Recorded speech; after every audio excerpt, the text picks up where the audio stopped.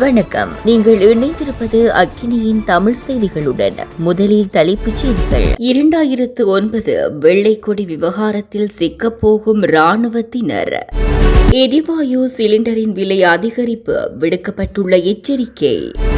நாட்டில் மீண்டும் மின்கட்டண அதிகரிப்பு, கசிந்த தகவல். மீண்டும் நாடாளுமன்றத்துக்கு ரணில் அம்பலப்படுத்தும் எம்பி.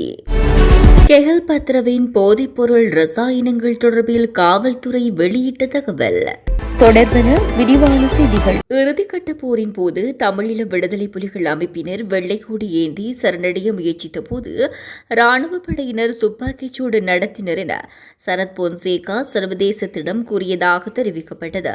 வெள்ளைக்கொடிகளை ஏந்திய விடுதலை புலி போராளிகள் மீது துப்பாக்கிச்சூடு மேற்கொண்டதாக சரத் பொன்சேகா கூறினார் என பத்திரிகை ஒன்று செய்தியும் வெளியிட்டிருந்தது.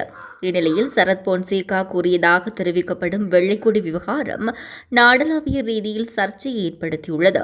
இதற்கிடையில் நாடாளுமன்ற உறுப்பினர் நாமல் ராஜபக்சே சரத் பொன்சேகாவின் இந்த கருத்துக்கு கடும் எதிர்ப்பினை வெளியிட்டிருந்தார். இந்த விடயம் தற்போது சர்வதேசத்திடம் கூறியதால் மீண்டும் உள்நாட்டுப் போர் தொடர்பான பிரச்சினைகள் எழும் என சரத் பொன்சேகாவின் கருத்துக்கு பல விமர்சனங்கள் எழுப்பப்பட்டன. எரிவாயு கொள்வனவு கேள்விப்பத்திரம் கோரலில் அரசாங்கம் மோசடியில் ஈடுபட்டுள்ளதால் எரிவாயு சிலிண்டர் ஒன்றின் விலை 40 ரூபாவால் அதிகரிக்கப்படும் என சுட்டிக்காட்டப்பட்டுள்ளது. குறித்த விடயத்தை ஐக்கிய மக்கள் சக்தியின் நாடாளுமன்ற உறுப்பினர் தயாசிரி ஜெயசேகர தெரிவித்துள்ளார். எரிவாயு கொள்வனவு கேள்விப்பத்திரம் கோரலில் அரசாங்கம் மோசடியில் ஈடுபட்டுள்ளதால் இந்த நிலை ஏற்படலாம் என அவர் குறிப்பிட்டுள்ளார். இது தொடர்பில் அவர் மேலும் தெரிவிக்கையில், எமது நாட்டுக்கு ஒரு வருடத்துக்கு 300 தொடக்க $350 மில்லியன் எரிவாயு கொள்வனவு செய்ய வேண்டியுள்ளது. அதற்காக அரசாங்கம் எரிவாயு கொள்வனவுக்காக புதிய கேள்விப்பத்திரங்களை கோரியுள்ளது. 18 பேர் புதிய கேள்விப்பத்திர விண்ணப்பங்களை எடுத்துள்ள நிலையில் புதிய எரிவாயு கொள்வனவு கேள்விப்பத்திர நெறிமுறை படி கொள்வனவுக்கான வைப்புத் தொகை $1 மில்லியன் காணப்பட்டது. இருப்பினும் புதிய கொள்வனவு வைப்புத் தொகையாக $2.7 மில்லியனாக அதிகரிக்கப்பட்டுள்ளது. அத்தோடு செயற்பாட்டுக்கான வைப்புத் தொகை $3 மில்லியன் இருந்து $27.5 மில்லியன் விசாலமாக அதிகரிக்கப்பட்டுள்ளது. இவ்வாறான செயற்பாடுகளால் கேள்விப்பத்திர போட்டித்தன்மை வலுவிழக்கப்பட்டுள்ளதுடன் குறிப்பிட்ட சில நிறுவனங்கள் அதுவும் குறித்த நிபந்தனைக்கு இணக்கம் தெரிவிப்பனவே கேள்விப்பத்திரங்களை சமர்ப்பிக்க முடியும் என கூறப்படுகிறது. இலங்கை மின்சார சபை அடுத்த கட்டண திருத்தத்துக்கான தனது முன்மொழிவை சமர்ப்பித்துள்ளதாக தெரிவிக்கப்பட்டுள்ளது. தொடர்ச்சியான தொழிற்சங்க நடவடிக்கைகள் மற்றும் தொடர்ச்சியான மறுசீரமைப்பு செயல்முறைகளுக்கு மத்தியில் சபை இந்த நடவடிக்கையை முன்னெடுத்துள்ளது.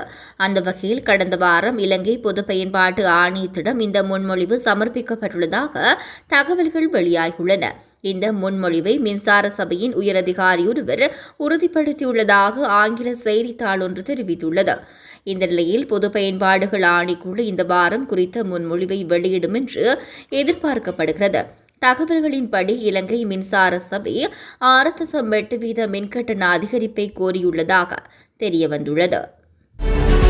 முன்னாள் ஜனாதிபதி ரணில் விக்ரமசிங்க நாடாளுமன்றம் செல்லக்கூடிய சூழலை தேசிய மக்கள் சக்தி அரசை உருவாக்கி கொடுத்துள்ளது என ஐக்கிய மக்கள் சக்தியின் நாடாளுமன்ற உறுப்பினர் சமிந்த விஜயசிறி தெரிவித்துள்ளார். பண்டாரவளை பிரதேசத்தில் நேற்று சனிக்கிழமை நடைபெற்ற ஊடகவியலாளர் மாநாட்டில் இதனை தெரிவித்துள்ளார். அவர் மேலும் குறிப்பிடுகையில், சமூகத்தில் கிடைக்கும் வெற்றியை நாட்டுக்கான வெற்றியாக மேம்படுத்த வேண்டும். எம்மால் உருவாக்கப்படுவதை யாராலும் தகர்த்து கொண்டு செல்ல முடியாது. அவ்வாறு நகர்ந்தால் அது நாட்டின் நன்மைக்காகவே இருக்க வேண்டும். ஐக்கிய மக்கள் சக்தியின் தலைமைத்துவமும் அக்கட்சியும் உருவாக்கப்பட்டதற்கான நோக்கம் என்ன என்பதை முழு நாட்டு மக்களும் பார்த்துக் கொண்டிருக்கின்றனர். ஐக்கிய தேசிய கட்சி மீது முன்வைக்கப்பட்டிருந்த குற்றச்சாட்டுகள், அதனால் மக்கள் மத்தியில் ஏற்பட்ட வெறுப்பின் காரணமாகவே அவற்றுடன் தொடர்பற்றவர்கள் அந்த கட்சியிலிருந்து வெளியேறி ஐக்கிய மக்கள் சக்தியை கட்டியெழுப்பினர். ஆனால் இன்று என்ன நடந்துள்ளது? ஐக்கிய தேசிய கட்சியின் சிரேஷ்ட உறுப்பினர்கள் மீது முன்வைக்கப்பட்ட ஊழல் குற்றச்சாட்டுகள் தொடர்பில் புதிதாக கூறுவதற்கு எதுவும் இல்லை.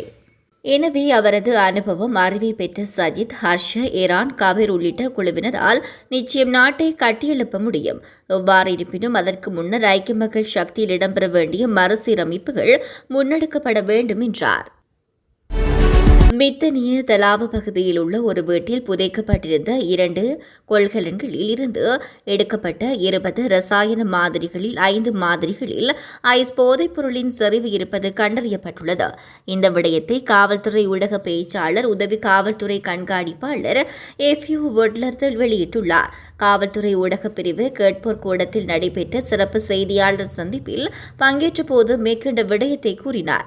அதன்படி குறித்த ரசாயனங்கள் புதைக்கப்பட்டிருந்த காணி தொடர்பில் ஒருவர் கைது செய்யப்பட்டுள்ளதாகவும் அவர் தற்போது மேலதிக விசாரணைகளுக்காக மேற்கு மாகாண வடக்கு குற்றப்புலனாய்வு பிரிவிடம் ஒப்படைக்கப்பட்டுள்ளதாகவும் ஊடக பேச்சாளர் தெரிவித்துள்ளார். அத்தோடு ஐஸ் என்பது வெளிநாட்டிலிருந்து இறக்குமதி செய்யப்பட்ட ஒரு போதைப் பொருள் என்றும் இலங்கையில் அதை உற்பத்தி செய்வதற்கான வலுவான முயற்சியை காவல்துறை முறையடித்துள்ளதாகவும் அவர் குறிப்பிட்டுள்ளார். தொடர்ந்து மத்திய செய்திகளோடு இணைந்திருங்கள். வணக்கம்.